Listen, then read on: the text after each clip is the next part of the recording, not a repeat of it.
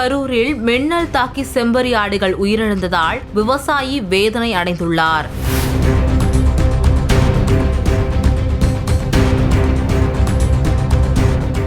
கரூர் மாவட்டம் கிருஷ்ணராயபுரம், குளித்தலை, ஐயர்மலை, வெள்ளியணை, உப்பிடமங்கலம், பஞ்சப்பட்டி உள்ளிட்ட பகுதிகளில் இடி மின்னலுடன் கூடிய கனமழை பெய்து வந்துள்ளது.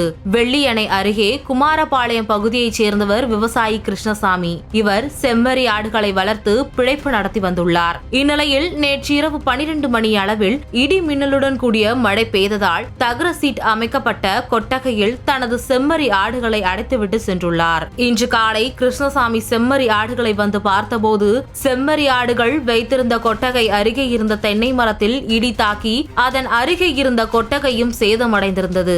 உள்ளே கட்டியிருந்த செம்மறி ஆடுகள் 31 உயிரிழந்ததை கண்டு அதிர்ச்சி அடைந்த விவசாயி கிருஷ்ணசாமி நிர்வாக அலுவலர் மற்றும் கால்நடைத்துறைக்கு தகவல் கொடுத்தார். அதன் பேரில் சம்பவ இடத்திற்கு வந்து மின்னல் தாக்கி இருந்த செம்மறி ஆடுகளை உடற்கூறு ஆய்வு செய்து விசாரணை மேற்கொண்டு வருகின்றனர். கடந்த சில தினங்களாக கடுமையான வெயில் வாட்டி வதைத்து வந்த நிலையில் நேற்று இரவு பெய்த கனமழையினால் விவசாயிகள், பொதுமக்கள் மகிழ்ச்சி அடைந்தனர். அந்த சந்தோஷத்தை கொண்டாடுவதற்குள் மின்னல் தாக்கி ஆடுகள் உயிரிழந்த சம்பவம் அப்பகுதியில் பெரும் சோகத்தை ஏற்படுத்தியுள்ளது.